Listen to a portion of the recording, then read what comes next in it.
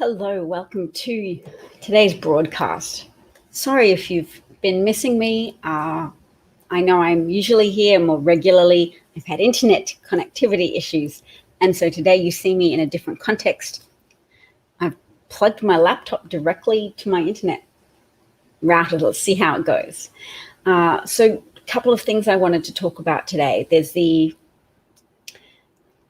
Jewish space laser phenomenon, which is born from examination of a diatribe by Marjorie Taylor Greene, the GOP representative for a district in Georgia, who is demeaning the word conspiracy by her adoption of paranoid delusions about the origins of the wildfires in California, but also, and tragically, about what she tries to persuade people are red flag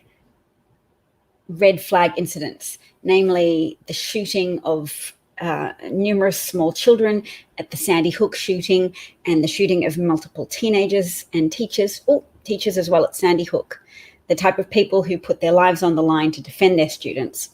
And for a rabid gun fetishist such as Marjorie Taylor Greene, it's merely an opportunity. Those awful, tragic, intolerable deaths of children is an opportunity for her to proselytize her worldview that she and other gun owners are victims of moves to regulate guns. And linguistically, it springs from their misunderstanding of the word infringe, blah, blah, the rights of the militia to bear arms shall not be infringed upon. And people who do linguistics analysis, i.e. word analysis of language used from the time, have determined that what this likely meant in relation to the Second Amendment, and that more recent Supreme Court judges have got it wrong, was that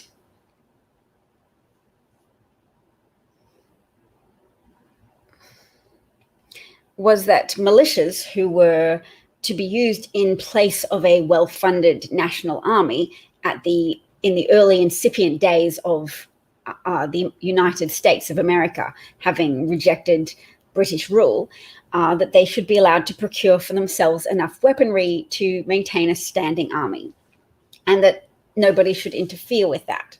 It doesn't mean what arms manufacturers have tried to persuade a critical mass of Americans that it means. It does not mean anybody can own as much weaponry as they like in order to form a bastion of defense against a corrupt government. That's not how guns work. You don't solve corruption with guns.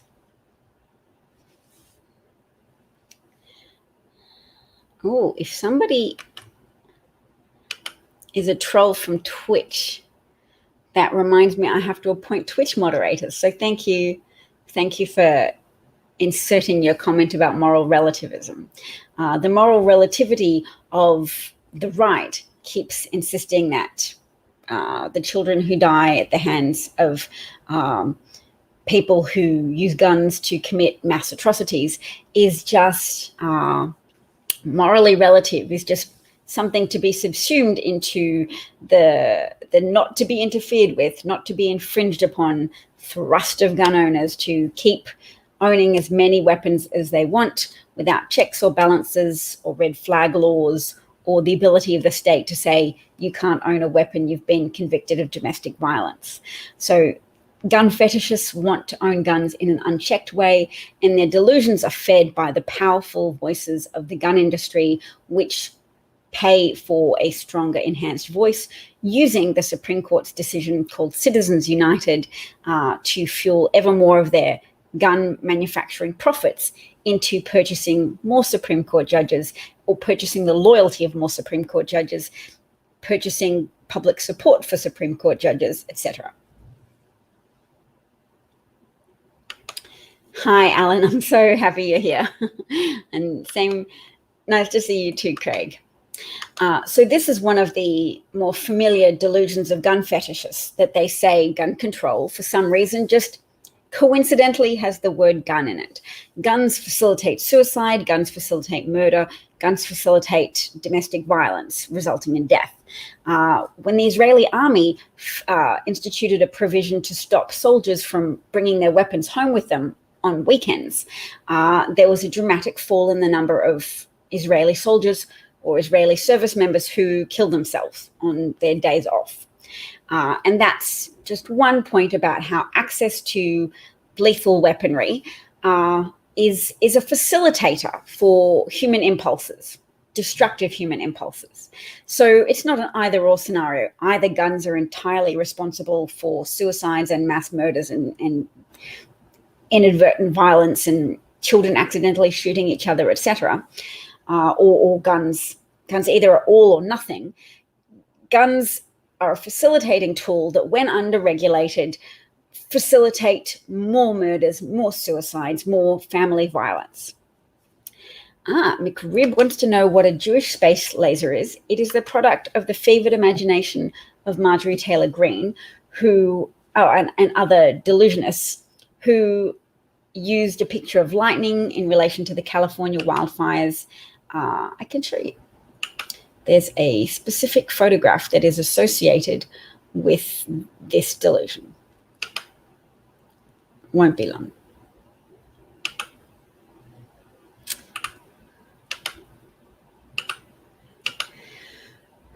So there you go. This is a picture of a fire NATO during the California wildfires. It's when winds and fire combine together to produce a fire that spins into a whirling dervish of destruction. And from that photograph, they devised a delusion called space lasers, funded by the Rothschilds. So when people use the term Rothschilds, i.e. wealthy people who were Jewish, they are understood more broadly to be tapping into anti-Semitism to rile people up into hating on Jews for having space lasers that start wildfires. A narrative that works for people who've been primed to disregard science, to believe that the elite are trying to impose control on them and that they are the true victims of any given situation. They can fabricate victimhood out of two threads.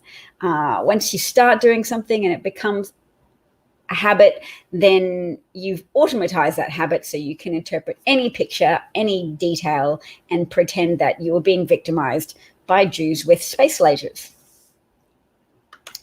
Yes, it is insane, but it is a delusion that has prominence amongst the, people like that crazy blonde lady who chased David Hogg, but who is also an elected member of Congress, because Republicans, a significant preponderance of Republican voters at this point in time embrace delusions as fast as they can. It works with their priming through some types of religion that prime them to accept the implausible and to take pride in the more implausible things they embrace. How is she a congresswoman?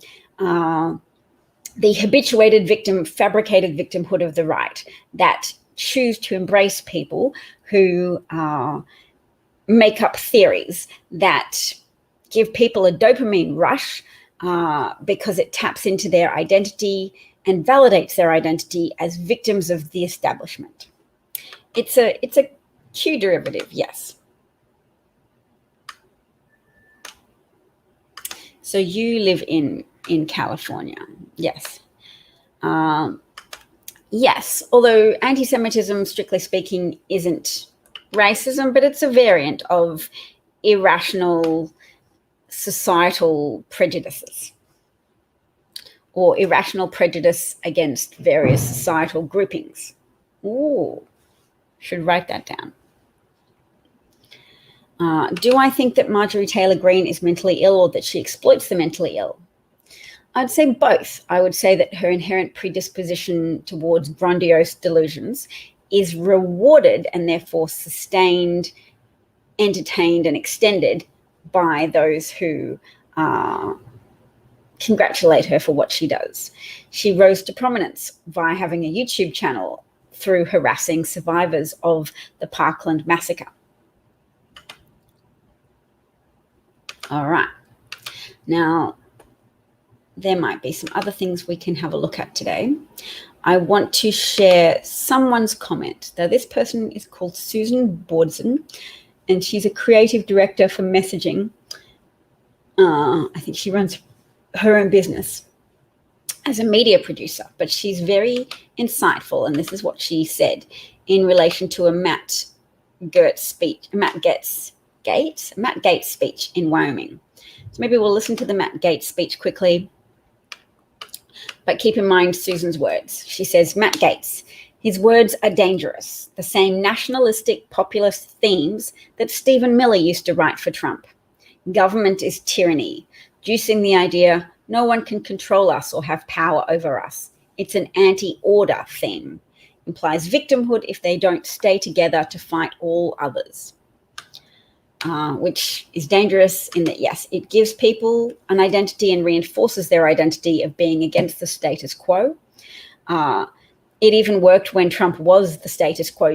They were still anti-status quo because they understood that his victory in the 2016 election was unexpected, was an overturning of expectations, and they were high on that transgression and defiance of the expected order of things. I think if Liz Cheney had a rally with all of her supporters, they could likely meet inside one of the elevators in the Capitol and still have plenty of room for social distancing. I want to thank Representative Ocean Andrew. His first day as a state representative was yesterday, and he invited me to be here with all of you today. I'd say that's a pretty good start for the young man.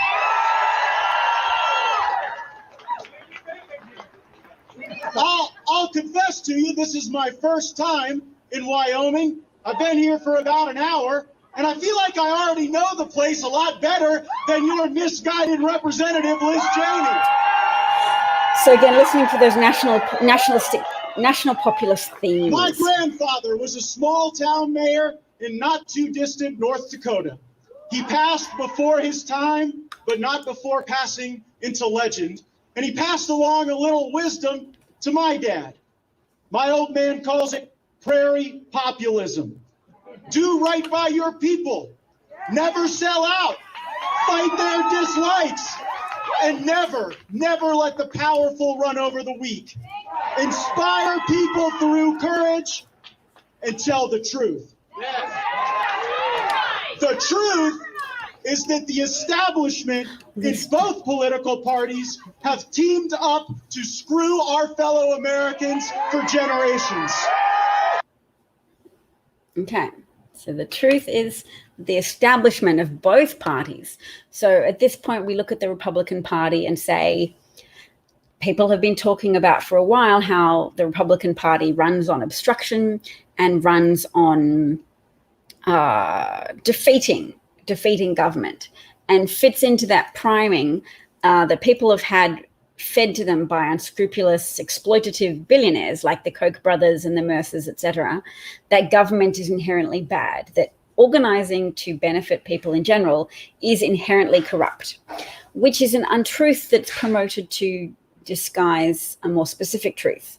Corruption exists in government, but it's not inherent to the nature of government. Corruption exists in government and should be voted out, and the better people should be voted in. But if you brainwash people to believe that government is inherently corrupt, you can't vote it out by voting for more decent, pro-social people, it's just part of government, then you could just vote for people who denounce government itself the loudest. You vote for people to put in government who are anti-government, and that's how you end up with a national pandemic and no plan to address it, because under the Trump administration, you don't govern because you've been elected for your anti-government stance, for your ability to emotionally tap into people's aggrieved sense of aggression against government as an inherent proposition.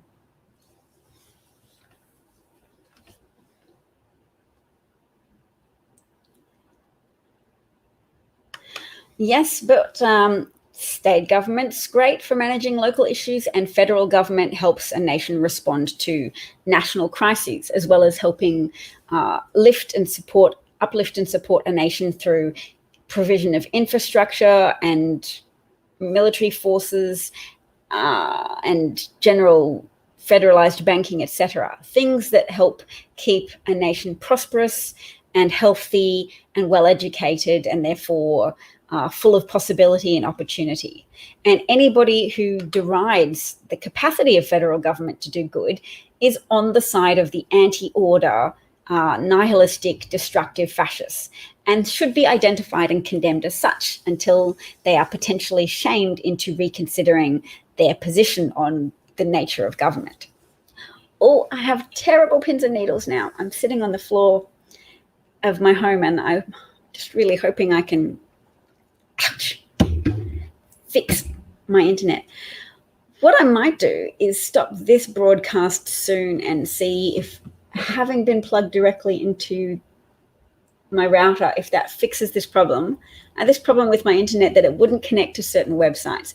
It would connect to some, and it wouldn't connect to StreamYard, the website I use to broadcast, and it wouldn't connect to Twitter. And I felt very persecuted. And if I'd been gullible enough to have a Marjorie Taylor Greene appear in my house and tell me, this is all the fault of the Jewish space lasers doing this to you on purpose, maybe I would have been responsive to such a delusion, although it would have had to have been better tailored to my own pre-existing prejudices, or any prejudices I have. I try to not entertain prejudices because, from my estimation, prejudices are hardened on delusional beliefs adopted for the sake of convenience, simplicity, and gullibility. Craig is a night owl. Oh, we've got a trumpist. Aren't you ashamed? Oh, yeah, recognize your face again. Look, I'm not particularly going to defend Bill de Blasio here, because I think he did make a lot of very questionable decisions. Anybody pushed for vaccines, but the thing is, vaccines on their own do not resolve the pandemic crisis. And they certainly don't resolve the pandemic crisis when there are giant swathes of the American population that are now either hell-bent on opposing masks or have their commitment to social distancing frayed by the sense that it's not being broadly adopted. People, when they look around them and see non-compliance, have a reduction in their motivation to comply themselves, because it feels more pointless, knowing that high rates of compliance are needed to keep the pandemic under control. It feels like, well, why should I sacrifice? The same with people in climate change. People are less likely to modify their behavior in terms of reducing carbon consumption when they can see that they're in a society where carbon consumption and production is still going on at a massive scale with very little effort to constrain those levels of carbon output. Thank you. Yes. Hello, Bernadette. Thank you, moderators, for muting the delusional troll. We're using the word delusional today and not conspiracy, because denouncing the delusional people as conspiracy theorists is still a win for Russian psyops and billionaire Christian dominionist psyop pushers, because they want you to have a negative association with the word conspiracy, so that you don't push too hard to find out about the conspiracies that they're involved with, which is a coalition of convenience between people with similar aims: defeat renewable energy, defeat political consensus to oppose climate change, and therefore continue to derive significant profits from polluting the atmosphere and water systems, etc. That's what Putin has in common with the Koch brothers. They want to pollute, they want to reap high profit margins from fossil fuels, and they don't want any political interference in that. So they have to keep trying to delude the public that climate change isn't real. They have to play to the public's normalcy bias to tell them, yes, you don't want anything to be wrong, so don't worry, you're right. Nothing is wrong. There is no climate crisis. And they have a lot of funding to do so. They have a lot of motivation and will to do so. So we have to match that will, and we have to match that conviction and commitment and energy and time. which is hard, but it is the challenge of our era, and we need to embrace it if we want to be part of the hope that there can be some type of viable future for ourselves going forwards and for our children, and for them to have even any hope of having descendants themselves.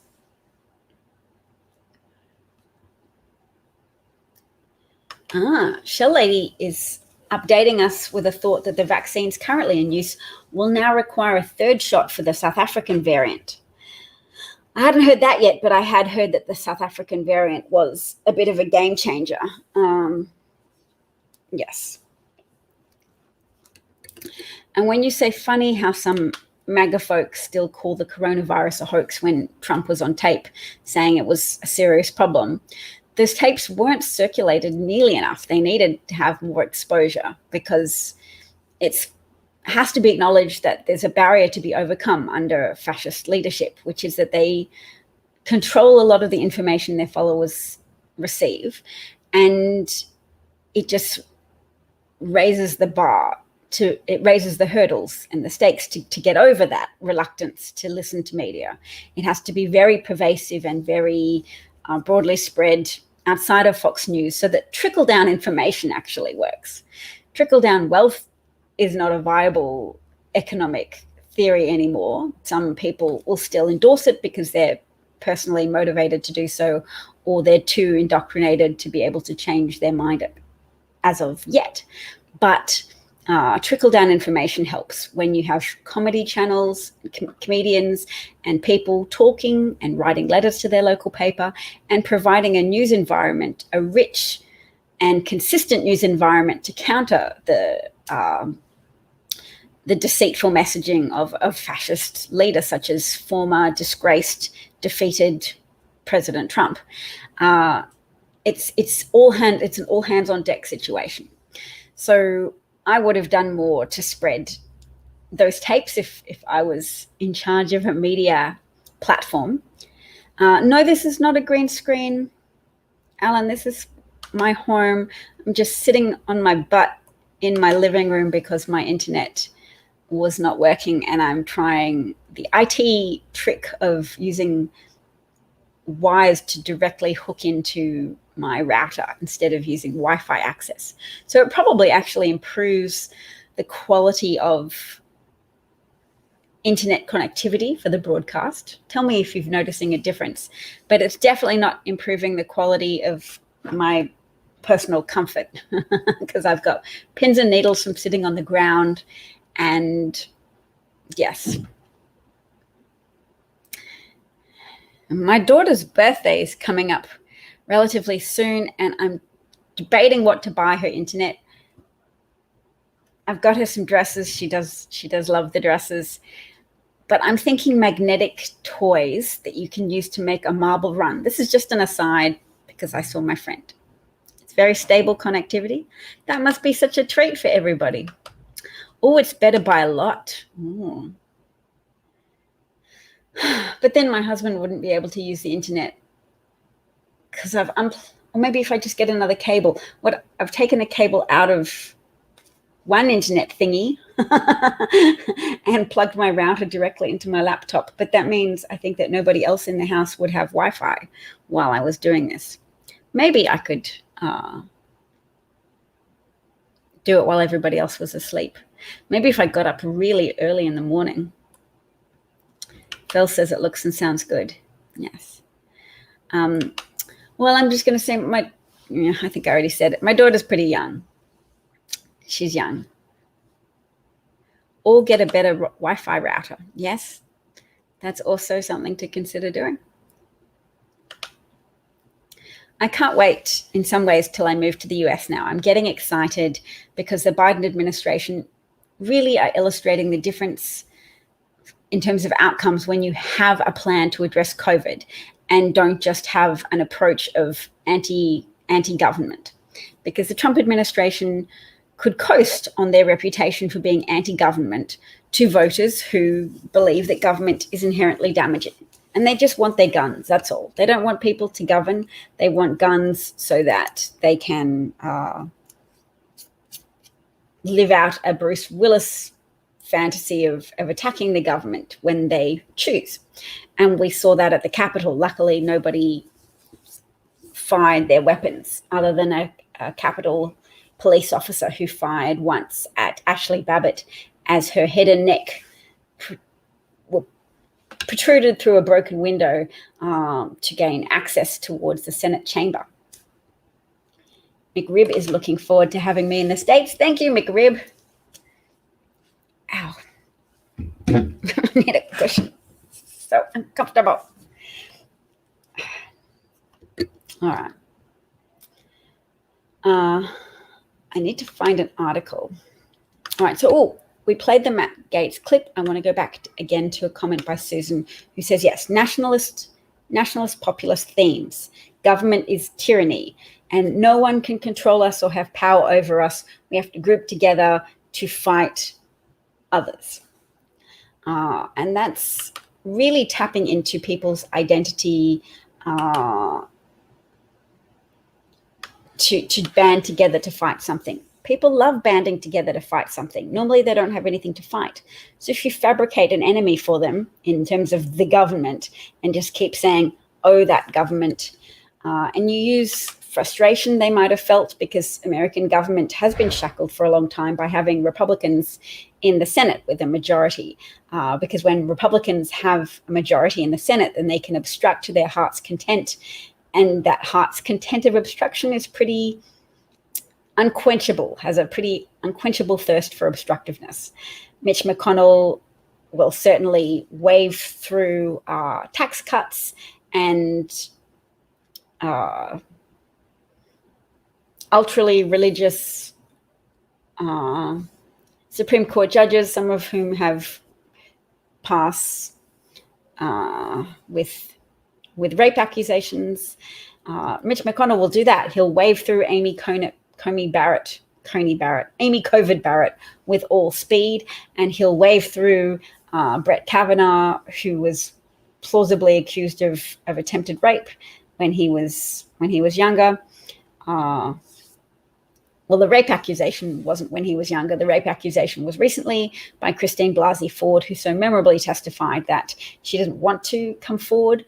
She wanted to remain anonymous, but she didn't think it appropriate to the Supreme Court bench of the United States to have someone of that moral character who had tried to rape her and laughed at her cries and put his hand over her mouth for so long she thought she might inadvertently suffocate, which she didn't think it was his intention to kill her, but she felt like he was putting her in a position where she was close to death, and that there was a lot of circumstantial evidence supporting that Brett Kavanaugh had a very entitled attitude towards women, that he drank a lot, that he had a 1,000 keg club and was a member of that and a founder of that club when he was in high school, and that he wrote disparaging things about women in his high school yearbook.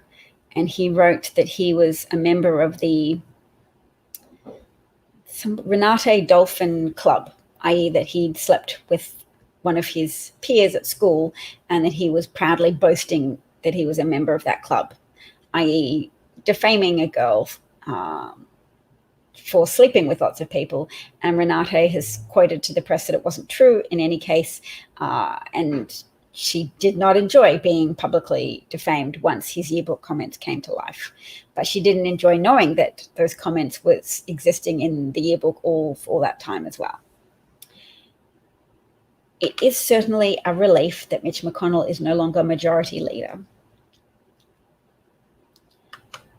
Boston may get a lot of snow next week. Yes, absolutely, Shell. The Republicans, they have nothing to offer but culture war grievances and tax cuts for the wealthy, together with covert tax increases for the middle class. So that's an issue I'd like to raise the profile of, which is people will now blame Biden. It's almost as if Trump anticipated only being a one-term president, and so baked in some tax increases. But at the same time, he knew that his base would never hold him accountable either way. Not only could he shoot someone with impunity in Fifth Avenue and not lose any of his loyal voters, but he could also raise taxes on his loyal voters, and they would still find some way to blame someone else because they are conditioned to never blaming Trump. They personally identify with him. His struggle is their struggle. In the same way that Hitler wrote Mein Kampf, Trump's whole rhetoric and whole Twitter page was my struggle. And when people criticized his spelling, those wealthy but non-college educated people in his base, and remember, it's a myth that Trump supporters are poor and missing teeth. That is a very destructive myth at the core of American political understanding that needs winding back. Okay, Trump definitively won with people with incomes over $100,000, whereas people with incomes under $50,000, some of them voted for Trump, but a majority voted for Biden in the 2020 election. It's a relief that Mitch McConnell is no longer majority leader. Absolutely. And that he lost his battle with Chuck Schumer recently in an argument over organization of the Senate and when the gavels would be handed over to the Democrats because they had the majority. I'm just going to look. Oh, I noticed people are saying today that Rachel Maddow was a bit critical of the Biden administration on the show tonight, accusing them of not taking action quickly enough, or at least implying that they hadn't taken action quickly enough. So no wonder people sometimes watch me, because I aspire to being like Rachel Maddow in terms of looking in depth at some issues, but I'm not a Bernie supporter who's primed to always be disparaging of centrist or moderate Democrats. Not that Biden even is moderate. At this point, his actions and his worldview, I would say, are quite progressive. Without that whole establishment, anti-establishment, we're always going to complain and denounce capitalism. So he's not like some of the far left progressives, but he is progressive in relation to his acceptance of systemic racism, and the need for broad government action across multiple agencies to try and mitigate against the downward pressure on Black Americans, the denial of economic opportunity to obtain loans through financial institutions, denial of employment opportunities, that occurs systematically and is very broad and does actually push downwards on the American economy. Because if meritocracy was a little more genuinely functional and not just a white protection racket, or didn't have such pervasive elements of white protection racket inbuilt, then more people of color with incredible skills and talent and energy to offer would have their path smoothed in front of them rather than obstructed with racist denials of opportunity.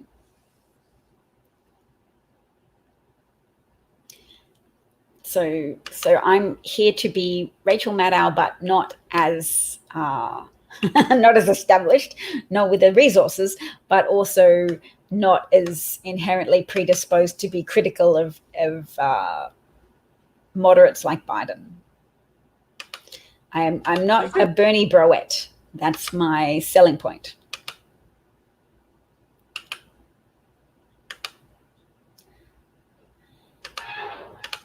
What exactly did you mean when you said that the enemy is within? What exactly did it mean that we have members of Congress who want to bring guns on the floor and have threatened violence on other members of Congress.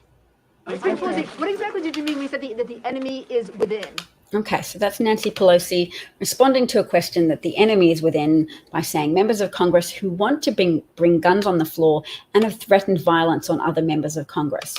So I presume that Nancy is actually referring to Marjorie Taylor Greene, who has liked posts on Facebook about the assassination of Democratic leaders.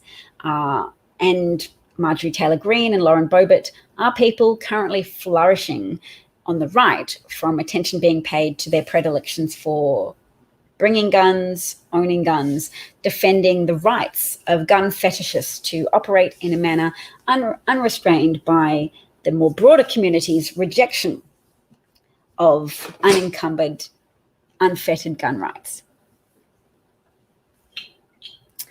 Oh, Busheth. No, stay. I'm not. Oh, okay. You can watch from the beginning. Stay for a little bit. Then you can comment and contribute. And then you can watch the whole thing from the beginning and just stop when you get to the point at which you joined. Yes, there are various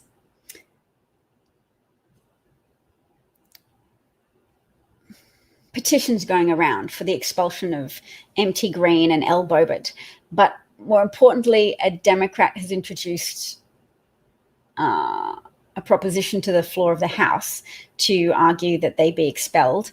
I hope enough Americans are exposed to what they've done in relation to the delusion promoting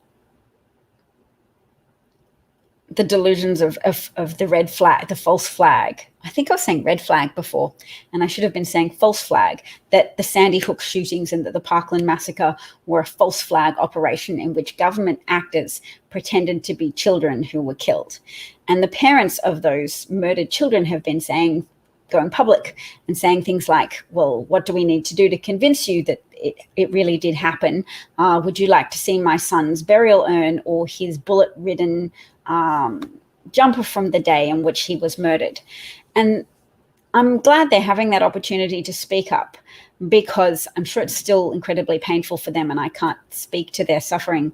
But I know some of those parents of the Sandy Hook parents of murdered children, murdered 5-year-old children, felt like they hadn't done enough when they were seeing the work done by the teenagers from Parkland and how they stepped up and organized and got meetings with senators and organized massive rallies and took it on their own shoulders out of tribute and respect for their friends who had their whole lives stolen from them, who had done all of that work to achieve in school, to create a future for themselves, and had that just so cruelly and violently taken away.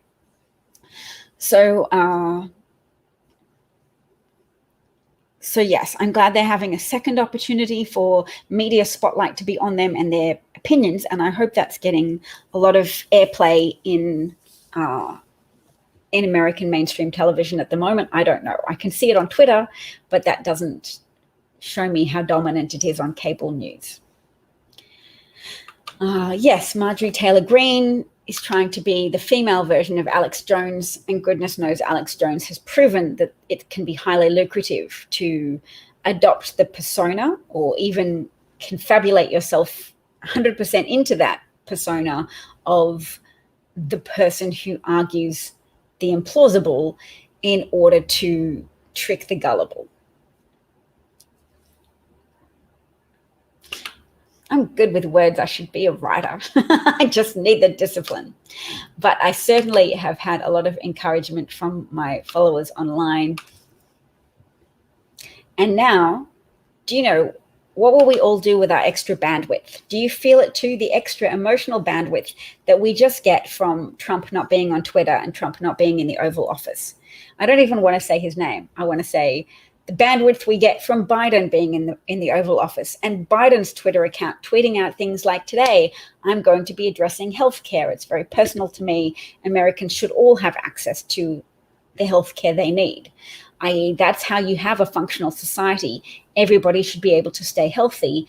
A society which allows a subsection of it to get sick and go undertreated and suffer in silence is a society that is not, that has some strong element of dysfunction. Oh, good. The new head of the Department of Defense will be reviewing the F-35s to various Middle Eastern countries such as Saudi Arabia. Yes, Marjorie Taylor Greene was put on the Education Committee. I'm sure that's an extra motivating factor to the parents of murdered children to speak up and say it is an insult to our dead children and to us that a woman who has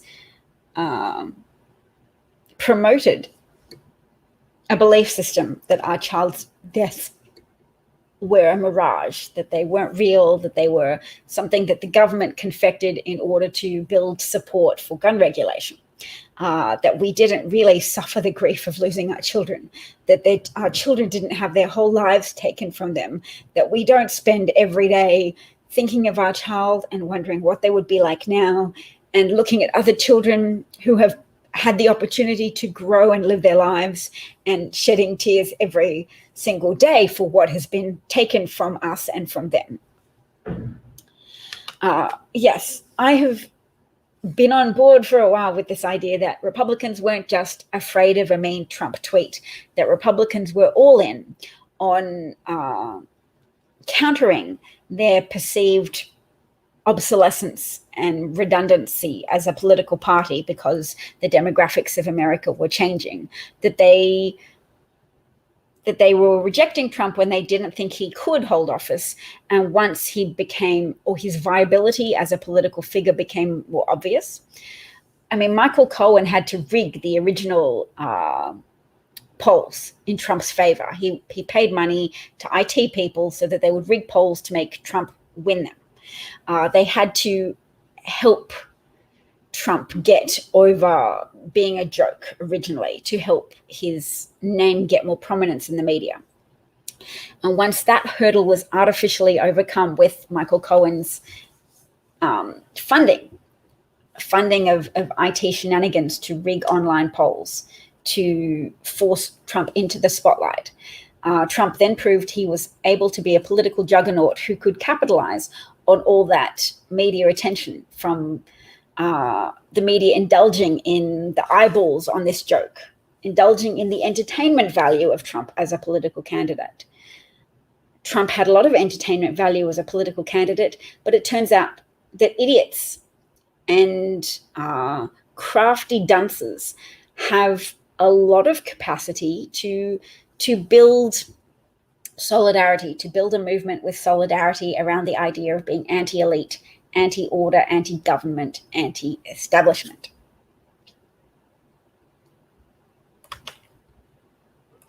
Yes, it's still Trump's party. Ow, ow, ow, ow, ow, ow, ow, ow, ow. Pins and needles. Pins and needles. Dang it.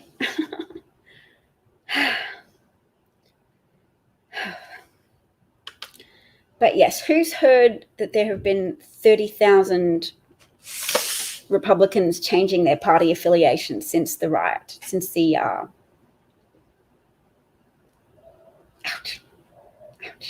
since the insurrection, since the sacking of the Capitol? Yes, anti-science, anti-education, anti-elite. Basically, an umbrella to unite anybody who feels victimized by life, or anybody with a chip on their shoulder that they should have more recognition and more validation for themselves as worthy. Trump is the lightning rod for the disaffection, the decades-long cultivation of disaffected anti-government sentiment. And that can be from the right and left, which makes Trump such a boost to the political party of the Republicans, because he helped attract not just racist white Christians who thought Jesus was white and therefore they would always vote for Republicans because Republicans would implicitly protect the interests of white people and ensure that they remained the politically dominant majority in the United States. You can see that in a way. There was an interview with some of Marjorie Taylor Greene's constituents, and one woman was asked, how do you feel about her conspiracy theories? And she said, well, Noah was a conspiracy theorist. Like he was viewed as a conspiracy theorist. And that was, to me, an important supporting data point for showing how believing in religious mythology is great preparation for believing in Republican victim mythology.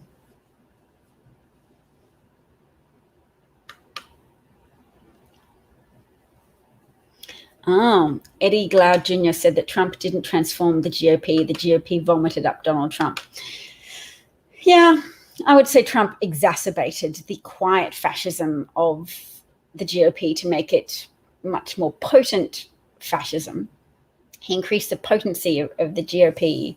Previously, they just were restrained or were restricted to undermining voting rights for Black Americans and sabotaging democracy by gerrymandering districts, and just quietly promoting the idea that government was inherently bad and that they should be appointed to government in order to undermine government. So they were also pursuing that. They were singing some of the same songs as Trump, but Trump made that fabricated victimhood narrative go nuclear to unite people from the far left as well as the far right, as well as the right generally. Fascism definitely got its groove back. Crafty dancers, yes. Fueled by fear, greed, hate, and social status. Yes, agreeing with all of that. I think it was 10,000 dropped their Republican Party affiliation in Arizona, but I think more broadly speaking, there've been 30,000. Yes, Republicans' white supremacist nature was evident years ago when they escalated their obstructiveness, because not only a Democratic president was in power, they knew they could build extra opposition to whatever Obama did, because they could also use the compounding factor of racism. They could compound hyperpartisanship already present in the hearts and minds of Republican voters by adding the toxic motivating factor of racism for the people who could not believe that there was a Black man in charge of America, and whose brains then naturally went to a place of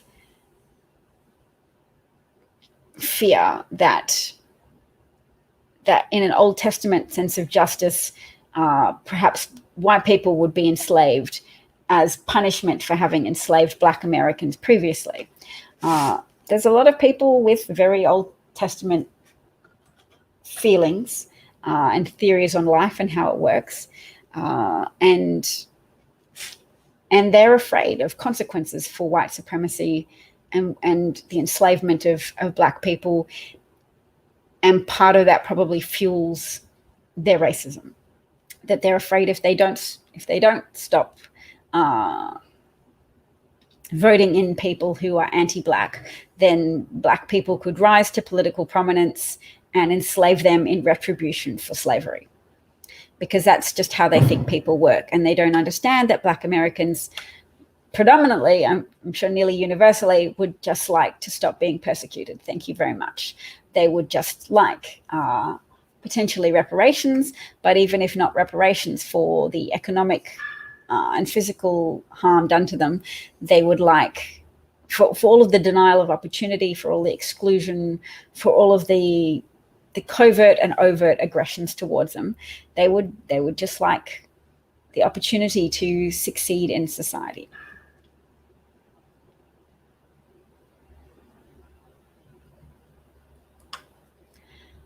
Yes, Sarah Palin definitely gave them some voice in government.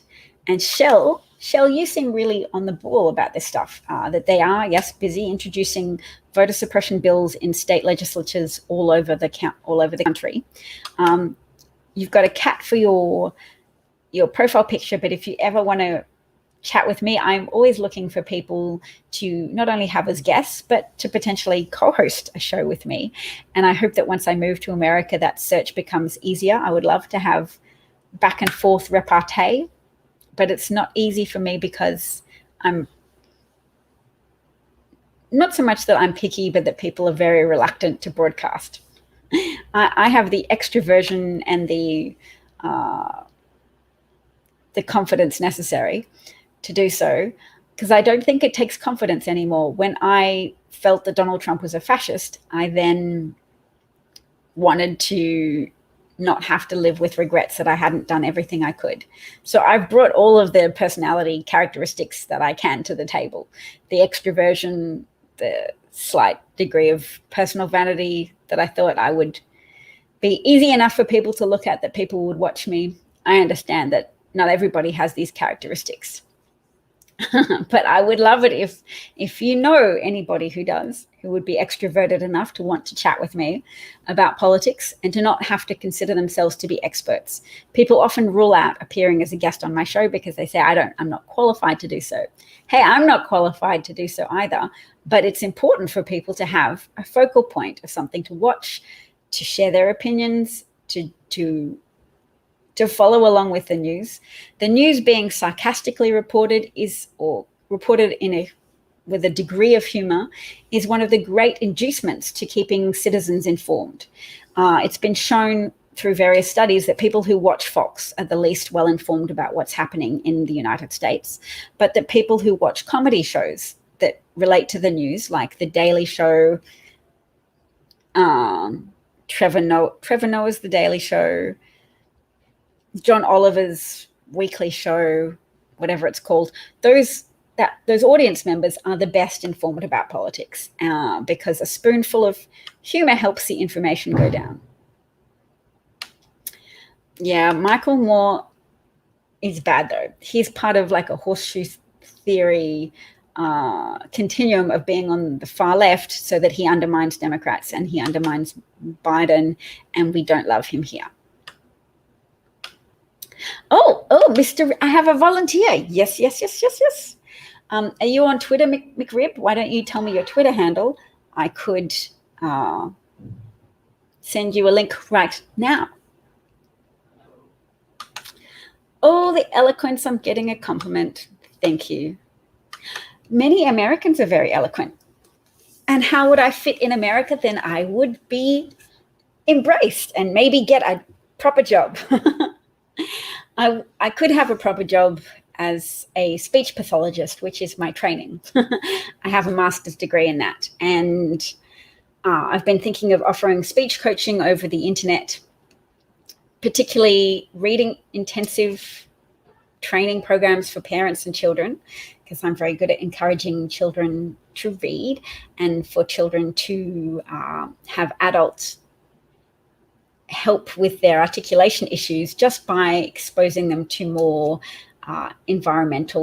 quality environmental input with regards to language sounds. It takes a lot of proximity to adults' faces and adults making an effort to simplify their speech. You're shy to be side by side on my show. Can you be blacked out? That's a good question. When I'm on HAPS, I might be able to do that more easily.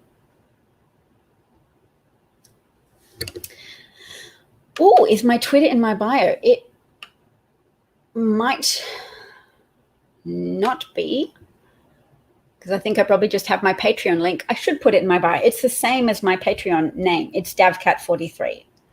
I'm DavChat at DavCat43 on Twitter. Just have dim lighting. Yes.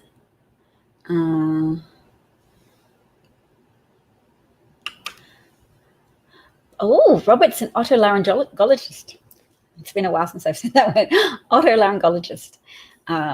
It's behest. Is that a typo? All right. I'm looking at Twitter now just to see if I've been followed by anybody recently. The Jewish space laser thing. Sorry, when I turned on Twitter, I just found a comment by someone about that. And someone was saying, why aren't Republicans condemning Marjorie Taylor Greene's actions? And I thought, and I saw someone's comment that said they endorse the anti-Semitism. And that is one motivator I will admit to as well, is that when I can see the rise of a political power that easily lends itself to anti-Semitism, even if the most obvious initial targets of Trumpism were Muslims and transgender people and migrants with dark skin and refugees, even if they were the targets of Trump violence and Trump oppression and Trump rhetoric. These people work themselves up into a frenzy that just starts to look for new targets. And I know that Jews are an easy target. So my husband was complaining the other day that I had essentially given our family an ultimatum. I mean, he's the one, he has a job in America, which he does from home. He works from home. It's a pandemic. Home just happens to be in a different country. So he has an American job and he does that job outside of the United States at present. And his employers understand because there's a pandemic on and that we're reluctant to bring our family to move to the States until the pandemic is under control. But he was saying to me that I had given him an ultimatum of saying that I would not move to the States if Trump won re-election. He was just in a cranky mood. And I pointed out that that upset me because I don't give ultimatums easily. Look, a lot of Jewish women in the 1930s gave their families ultimatums to say, you might think everything's just going to be fine, keep your head down, but we need to leave. We need to leave Europe because of Hitler. And those women, those cantankerous women, saved their families' lives. So my husband's not Jewish, but I help him understand these things by explaining. All right.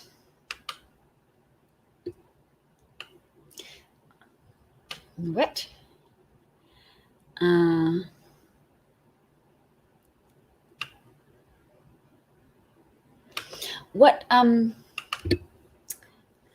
What are you saying was an amazing gift, Destiny's mum? Were you saying that my compulsion to broadcast and to participate in solidifying the opposition to Trumpism, in helping provide emotional support and encouragement to all of the decent people on the side of Biden and Kamala Harris and the Democratic Party as the party of American democracy. So I'm not seeing you, McRib, yet. What is your Twitter name? I'll keep looking. I'll keep checking my followers to update it. I've just been followed by somebody called Dr. Esquire, but I'm presuming that's not you.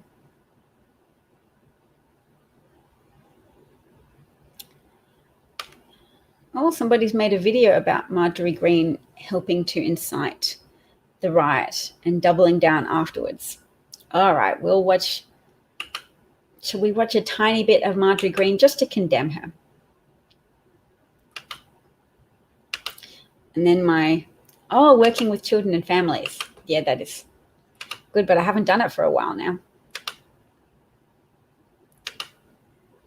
Which is why I'm starting to offer my friends free sessions so that I can get back in the game, just for simple things like reading rehabilitation programs.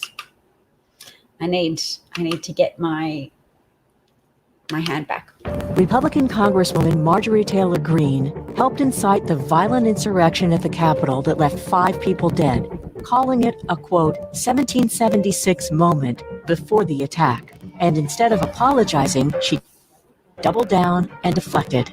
Democrats are on record supporting violence when it serves their cause. In December, Greene and other extremist lawmakers met with Trump at the White House to discuss their plans to undermine the peaceful transition of power. And even though Biden just became president, Greene already drafted articles of impeachment against him before he took office. In addition to promoting Trump's baseless lies about the election, Greene is also a believer in the QAnon conspiracy theory, which has inspired a wave of racist violence across the country.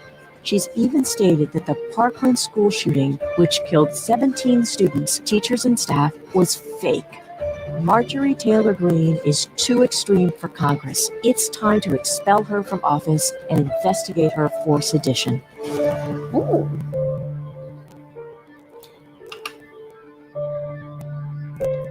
I like it. We didn't have to hear her speak. I was concerned when I saw her face, but they just used her face to associate her with a summary of her own actions and words. yes, well, I am with them in hoping that she's investigated for sedition and for her extremist stances. I know people might think, oh, it sets a deadly precedent to ask for someone to be expelled from Congress for their points of view, but her points of view are associated heavily with violence. And yeah, so Bernadette is also hoping that she's done as well. It was a powerful video, wasn't it? So Alan and Bernadette, what do you think might be the mechanisms, if there's any successful mechanisms for expelling MTG from Congress? Because I know it might be difficult in the House to get enough Republicans to sign on with a bill to expel her. The people responsible for that video, good question, it is reallyamerican.com. I'll just bring it up again so you can see. reallyamerican.com. They're using the hashtag investigate Marjorie, and they also recommend visiting secure.actblue.com. Yes, she does not limit herself to being to